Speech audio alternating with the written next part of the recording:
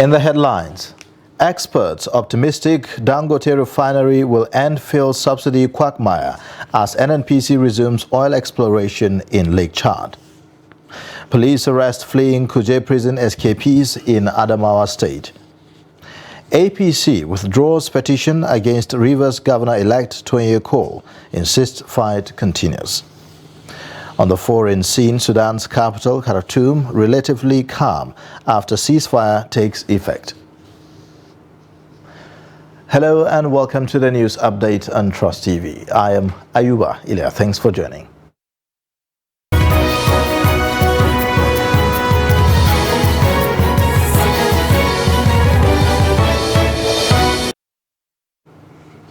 And now the details. The Dangote Petroleum Refinery has been described as a significant milestone for Nigeria's economy and a game changer for the downstream petroleum products market in Africa. Government officials, top business executives and industry players made this known during the commissioning of the 650,000 barrels per day refinery in Lagos by President Muhammadu Buhari. The report. Onstream of the Dangote Petroleum Refinery is expected to mark Nigeria's exit from the League of Oil-Rich Nations, which are heavy importers of petroleum products. Although production of petroleum products is not expected from the plant until later in the year, the completion of Africa's biggest oil refinery and the world's biggest single-train facility is projected to create a market for $21 billion per annum of Nigerian crude. The Dangote refinery, which has the capacity to process 650,000 barrels of crude oil per day, is anticipating the arrival of its first crude batch in June. Given this processing capacity, the refinery is more than able to meet all of Nigeria's domestic fuel consumption, which is about 450,000 barrels per day, whilst the excess production will be available for export. Speaking at the occasion, attended by presidents from Ghana, Togo, Niger, Senegal, and a representative of the president of Chad, President Buhari said the refinery will help Nigeria to achieve self-sufficiency in refined products. Our government, therefore, took the decision to focus attention on creating an enabling environment for the private sector to thrive and fill the enormous gap in investment, not only in infrastructure, but also in all critical sectors. Africa's richest man and the president of Dangote Group, Aliko Dangote, said the refinery is the fulfillment of a long-held dream and the product of the group's corporate vision, driven by its mission to produce what the nation consumes and to promote self-sufficiency in the basic needs of the Nigerian people, while competing globally in areas of comparative and competitive advantage. The refinery will also make available to our industries vital raw materials for a wide range of manufacturers in the plastics, pharmaceuticals, food, beverages, packaging, construction, and many other industries. Other African presidents and stakeholders also expressed their joy on the epoch-making event. Active management of these resources will depend to a large extent whether we make it or not. And I'm confident that establishments like the Dangote Refinery and petroleum companies will help us realize this need as quickly as possible. Over 150,000 or so direct and indirect jobs that we created are not for 65-year-olds and not for 55-year-olds. They are jobs for our youth, our young leaders that are in their 20s and in their 30s, and for them to believe that indeed Nigeria is a place for them. Dangote Petroleum Refinery and Petrochemicals is designed to maximize gasoline production, which will account for 53% of the production capacity. Meanwhile, experts have predicted that the 650,000 barrels per day Dangote refinery will end Nigeria's subsidy regime. Trust TV's Chamung Daben also reports that the Dangote refinery has the capacity to meet 100% of Nigeria's local demand in its full capacity and still have enough to export to other countries. As the nation celebrates Dangote Refinery's arrival on stream, experts are hopeful that this may signify the end of the subsidy regime, which has proved difficult to end over the past few decades. The issue of subsidy has become more of a menace to Nigeria's greater economic development. In 2022, the nation spent $10 billion in subsidizing fuel and another $6.5 billion budgeted till June of 2023, after which the subsidy regime is expected to come to an end. However, it is not clear whether the incoming administration will stay with the timeline of ending subsidy. It's not going to be a good omen for the incoming government, because by the time the incoming government removes subsidy, immediately there will be crisis, everything will go up, there will be inflation. According to the president of the Association of Nigerian Energy Economists, Yinka Omorogbe, Nigeria has never needed subsidy. We don't need a subsidy at all, but the subsidies does not affect Dangote's refinery, to the best of my knowledge, because he's selling essentially at import parity. So he's not affected by it. Did we need the subsidy in the first place? Who knows? Do we need the subsidy now? No. Have we needed it for years? No. It's been so opaque and it has always lacked clarity. Nobody knows who or where the money is going. What we do know is that we are subsidizing the entire region because our oil is just flowing out and is the cheapest in the region. So, of course, it makes sense for anybody to bring in Nigerian oil and sell it outside. So it is a very unsatisfactory and sad situation.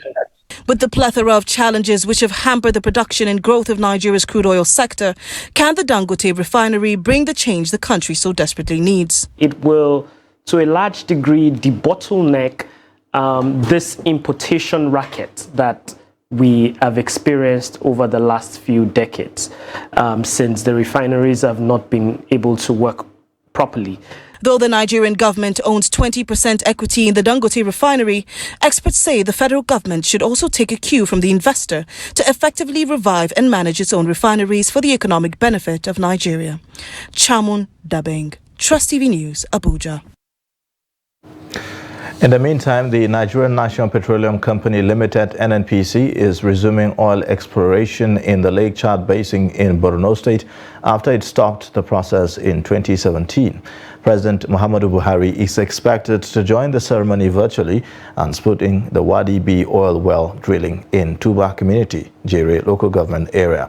According to officials of the NNPC Energy Service Limited, the project is being done under the NNPC Frontier Exploration Service for the Nigerian Upstream Petroleum Regulatory Commission, NUPRC.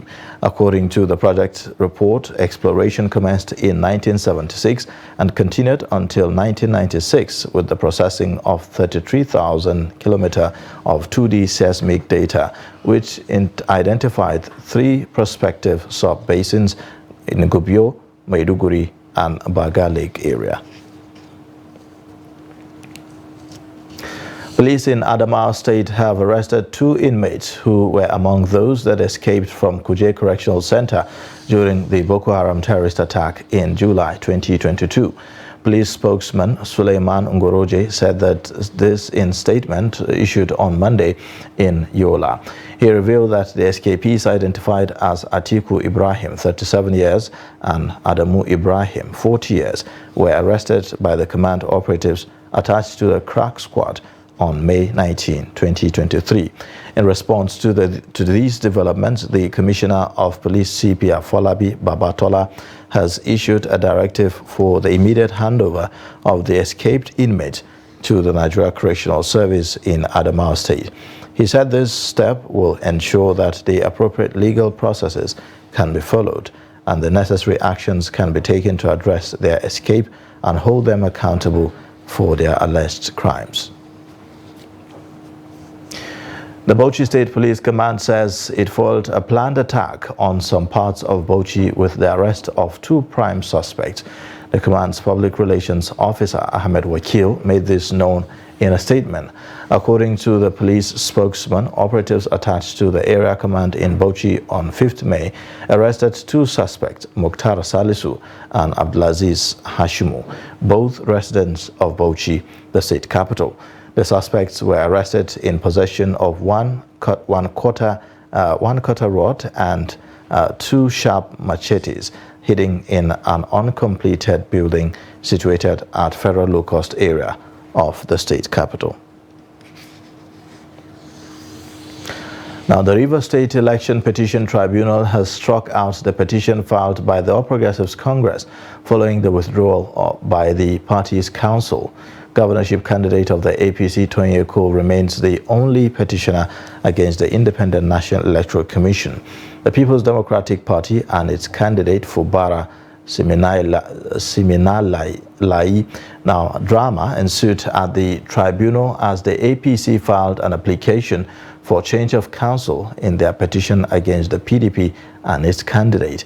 When the matter commenced, counsel for the APC, Solomon Umo, told the tribunal that he will be taking over as counsel for the party following a motion for change of counsel before the tribunal.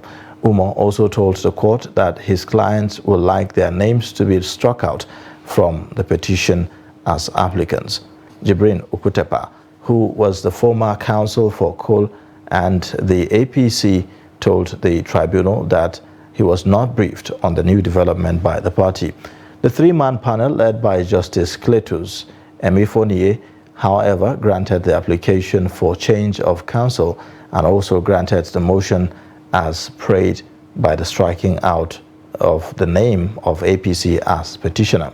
The APC's withdrawal was brought pursuant to Order 9, Rule 15 of the Federal High Court Civil Procedure Rules 2019. No date has been fixed for the commencement of the pre-hearing of applications before the tribunal. Now, in the meantime, the All Progressives Congress APC governorship candidate in Rivers State, Tony Eko, has said that he is committed to pursuing his petition challenging the outcome of the 2023 governorship election. Cole said this in a 1-minute video posted on his Twitter page, adding that he will continue to pursue his petition until he gets justice. My people, I dey hear this news say I don't withdraw from this election tribunal matter. Na lie. I never go anywhere. We dey here. You see, we go carry this matter, go all the way to the end. They no fit drive us. They fit do all this fake news, say we don't come out, say we know they pursue them. They know say they thief this mandate, and then they fear. Then they fear say they no fit bribe me. Then they fear say they no fit intimidate me. And we go stand, even if I be the last man we did there, we dey stand, we go stand. We go dey until the judges hear the matter finish, make them make their case. Now then get the ultimate voice. And I know say they go tell us say now we win. And when they tell us say now we win, the people of Rivers State go come, they rejoice, they go dance better dance because they know say this mandate we didn't thief. Say we don't get them back. So make them stand there, stand gidigba. We know they go anywhere. We go pursue this matter till the end. God bless you. The coalition of opposition political parties in the 10th House of Representatives, known as Greater Majority, says it has not endorsed anyone for speakership and deputy speakership positions in the 10th Assembly. This was disclosed by the convener of the caucus, Fred Agbedi, at the 4th session of the forum held in Abuja. He said that members of the coalition of minority caucuses are to interact with stakeholders in their various states as well as the party stakeholders to arrive at a decision on the presiding officers. The convener thereby inaugurated state coordinators from among the members with the mandate to meet at their various state levels and report back to the caucus periodically. Your convener and conveners and other leaders have not, either on your behalf or with you, adopted anybody for the office of presiding officers. Please. That will only take place when that agreement is reached by all of us. That decision will be our collective decision. But I'm even saying that before we get to that decision, we are going to ensure that for example, I come from Bayelsa. I should be able to speak with my governor. I should be able to speak with my party leaders, so that whatever I'm keyed into is with the understanding that my stakeholders are on the same page with me. And that is what, for some of us, we expect of all of us to do. You're watching the news update on Trust TV. Coming up shortly, we'll take a look at how Katsina State is constructing infrastructure for Ruga program. Details and more after the break.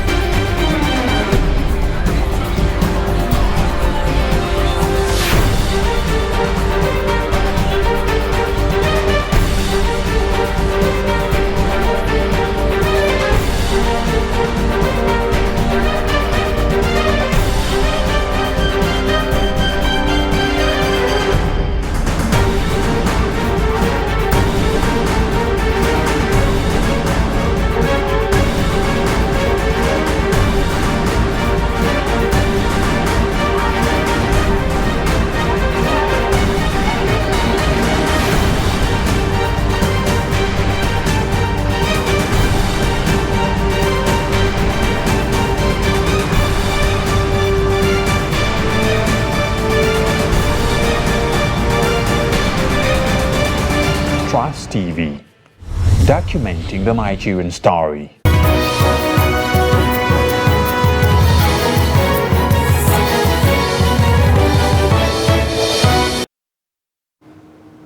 Welcome back. This is the news update on Trust TV. Another look at the top stories again.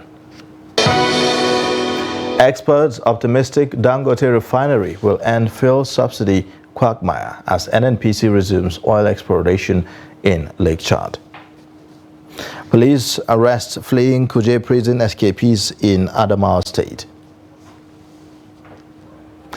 Now moving on, U.S. President Joe Biden has appointed a delegation on his behalf to attend the inauguration of President-elect Bola Tinubu next Monday.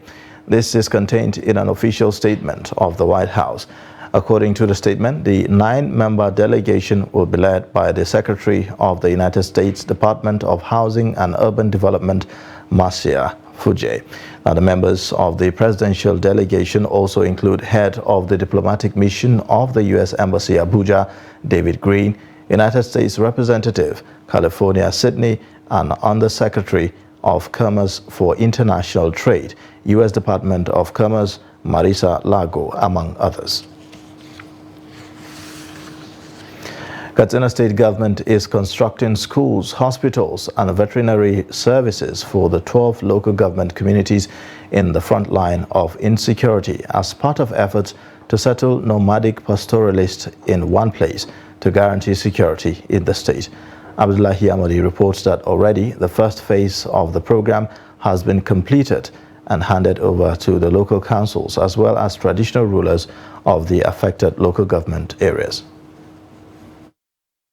The government is expending over 6 billion naira given to it by the Buhari-led federal government under the Ruga program aimed at resettling herders at a particular place. In Katsina State, the affected local governments are Jibia, Bazari, Safana, Damusa, Kankara, Faskari, Sabua, Dandumi, Tuzuma, and Kurifi, as well as Musawa and Matazu.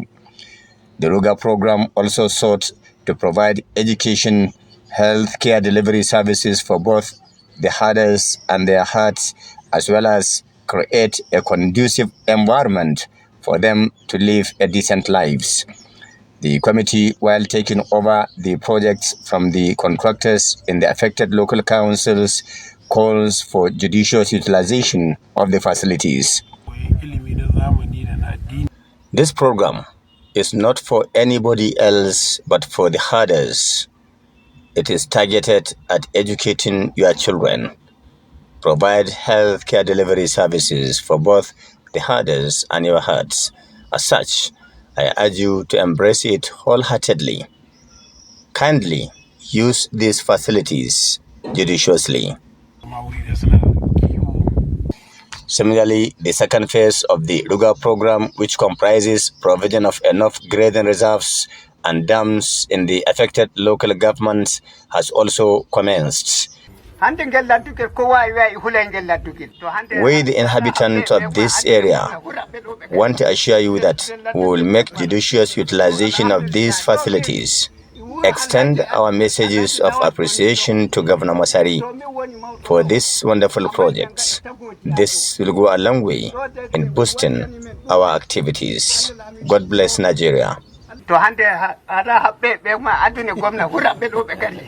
However, observers say these huge investments requires adequate sensitization of the relevant stakeholders to understand the concepts and take ownership of the projects, and anything short of that may likely scuttle the program. Abdullahi Ismayamadi, Trust Television News, Katsina. Now, there is growing concern over the high cost of rent in labor quarters, Gombe, a fast-developing area located in the heart of the state. Some house agents and tenants who spoke to Trust TV in the capital attributed the rent increase to high demands due to influx of people from neighboring northeastern states. Ibrahim Ismail reports. Demand for accommodation is considered very high in Gombe State capital, northeast Nigeria. Tenants with experience of renting apartment in other states testify that the price is higher in Gombe. It's not been long I came to Gombe. I came to Gombe like 3 months ago. And when I compared the house rent in Gombe here to that obtained in Bauchi, I found out the house rent here in Gombe is a little bit higher. It's a little bit high, you know, it's higher than what is obtainable in many states. I don't even know why. Maybe it's because Gombe is more commercialized than other places. Maybe that's why. Ina 80,000 naira per annum. It is okay like this, but it is a remote area. Water scarcity and high cost of living is the problem. Rent is cheaper in Bauchi because life is simple there. Pastor Dan lives in rented apartment at Labour Quarters, Gombe. He pays 350,000 naira per annum, but he was shocked when his landlord jacked the price to 600,000 naira, an increase of about 90%. I used to pay 350, but now they say 600,000. And the house is not renovated. It's not. There are so many beautiful houses that have a lot of facilities that even pass that one. But I don't know why. Is it because the location is in Tumfure, Labour Quarters? I don't know. So I have to go and look for another place. Property agents say the rent hike is not unconnected to the high demand of accommodation in Gombe, influenced by the rapid growth and development in the state. Gombe is a state that is developing in time, and it's a place that everybody like to stay because of the development. So if you compare like Adamawa or Bauchi, now some people when they come to Gombe State, they used to like the environment of Gombe and they used to appreciate the plans of the Gombe State. That is why the state is developing in time, and some of the things that we are doing like marketing or all these things that we are doing, people are buying it and people are taking it on rent in time. Although some tenants complain of high cost of rent in Gombe, other tenants and agents pointed that the cost of an apartment depends on its features and location. Ibrahim Ismail, Trust TV News, Gombe. Now, on the foreign scene, relative calm prevailed on Tuesday, the second day of a week-long ceasefire in Sudan, raising hopes of a pause in fighting, even as witnesses reported hearing some gunfire in the capital. After 5 weeks of fierce battles between the army and the paramilitary rapid support forces, the warring factions on Saturday agreed to a 7-day truce that began on Monday, aimed to allow for the delivery of aid. Although fighting has continued through previous ceasefires, this was the first to be formally agreed following negotiations. The ceasefire deal includes, for the first time, a monitoring mechanism involving the army and the RSF, as well as representatives from Saudi Arabia and the United States, which brokered the agreement after talks in Jeddah. Shortly before the ceasefire was due to take effect, the RSF released an audio message from its commander, Mohammed Hamdan Dagalo, in which he thanked Saudi Arabia and the US, but urged his men on to victory. And now in sports news, Flying Eagles captain Daniel Bameyi says that the team is not scared of Italy. Their next opponent are the 2023 FIFA Under-20 World Cup in Argentina. The young Azzurri stunned 5-time champions Brazil 3-2 in their opening fixture. The Flying Eagles also started the competition on a winning note, edging out debutants Dominican Republic 2-1. Bameyi reckoned the Italians will be a tough nut to crack, but is upbeat his side will come out victorious. Wednesday's encounter is built for Estadio Malvinas Argentina's Mendoza. And that's it for the news update. You can watch more via all our social media platforms and also on our YouTube live stream. I am Ayuba Ilya. Thanks for watching. Bye for now.